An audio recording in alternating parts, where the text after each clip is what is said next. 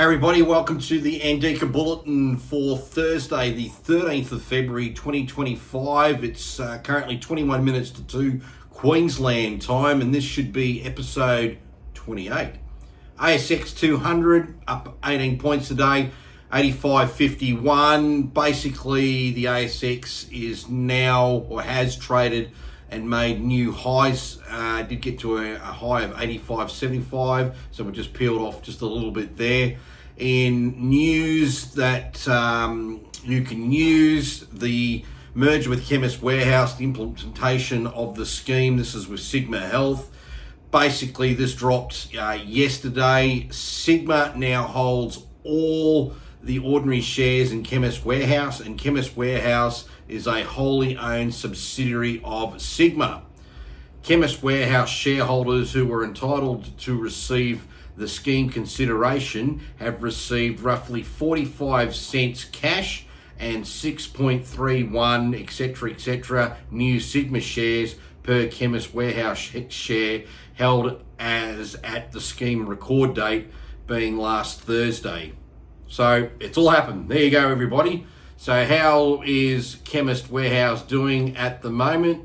Well, we'll just go into the 5-minute time zone here on the chart, and we can see that it came out of the gates from $2.75. It actually got above $3 and it's just now around the $2.94. So that's actually a pretty good run so far for today, and I expect over time for this to build. I believe they will be also changing their code from Sigma SIG to, I believe, CWG, but I can't recall when that particular date is going to come against.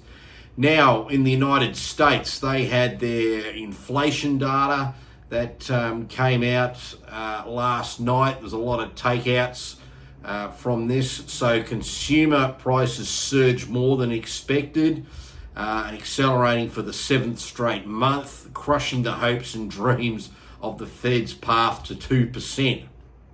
Note that the House GOP, so remember they're the Republicans, they control the Congress, also issued a budget resolution overnight indicating that they plan to add, wait for it, another $3 to $4 trillion to the debt, which is unlikely to help the inflation outlook. No kidding. No kidding.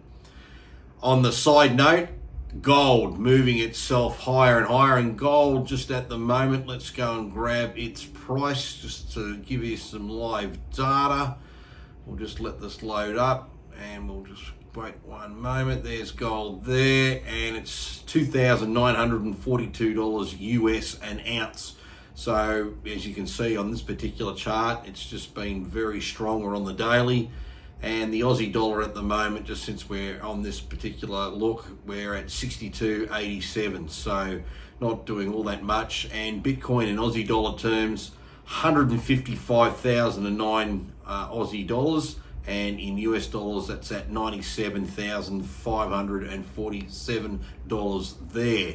In terms of some interesting stocks, I believe Meta, which is Facebook, and we look at this date here, that's the 16th of January, and today's the 13th of Feb, so it's risen virtually all that time. That's just been on a real tear for that particular member of the Mag 7, so that's just a bit of a side bit of information there.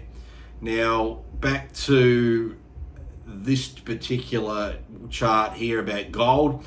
Bank of America nailed the gold bull. Their latest logic goes, our supply and demand model shows gold can average, that's US 3,000 an ounce this year, if investment demand increases by just 1%.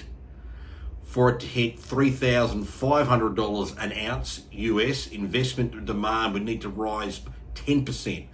That's a lot, but not impossible. For starters, China's initiative to let insurers invest in gold could create 300 tons of additional demand, equivalent to 6.5% of the annual global market. And then here's the particular chart that they had, and I'll just zoom this in a bit so we can see it a little bit better, so it comes up better on the video. And then there's the net investment that you can currently see, and that's obviously under those certain scenarios of where gold may actually move to in terms of a pricing scenario. So that's gold if it just falls back to 2,500. There's gold at 3,000, and that's gold there at 3.5. So that's just an interesting play, and I thought it was worth sharing with everybody here. And now we'll go over to the US budget deficit, which has also hit a record. So let's look at this. At the rate things are going in the States, and this is to start with, Doge, which is Elon Musk's Department of Government Efficiency, where they're trying to find things. In January, Treasury reported earlier overnight that in January, the US government spent a near record $642 billion, while it collected just $513 billion in tax revenues. So we can highlight that in here, and that's just indicating that they're in deficits. And this chart goes all the way back to 2000, and it just simply shows here that in the early times of 2000, they were actually bringing in more than what they were spending. And then, of course, that was the dot-com boom and bust. So therefore, they started to spend more money because the country was in recession, and it stayed like that for a majority of the time into 07 and then into 08. Just glimpses of when they were covering themselves. And then this bit here is the GFC. And that's when the GFC hit, so they naturally ran a lot more deficits and obviously didn't have the income. But you can see from that point in the United States, they've never, other than this one bit here about, mid-2015 around here, where they managed to just for a brief period bring in enough revenue to meet that expenditure. It's just been all up and up. And here's the COVID anomaly. That's just nuts on terms of what happened there. And we can see the gap is just still ever wider. And this has got to be a bit of a worry. It has to be a real worry. And just to do the math of what they said, 642 billion spent in January, income of 513 from tax revenue, and that resulted in a $129 billion budget deficit for the one month of January. So any wonder this thing here called Bitcoin is up, and any wonder gold is up. And you saw what I mentioned earlier in the video, that the GOP, who control Congress, are thinking that they're going to need to increase the US deficit to another 3 to 4 trillion from where it is now. That's currency debasement. That's not looking good. You need to be owning assets that can retain and grow their value, and the best two would be gold and Bitcoin.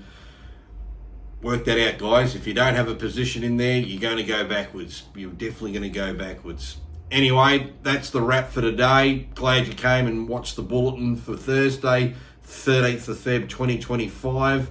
If you've got a comment, please note below. Please like the video, and I'll catch everybody tomorrow. See you later.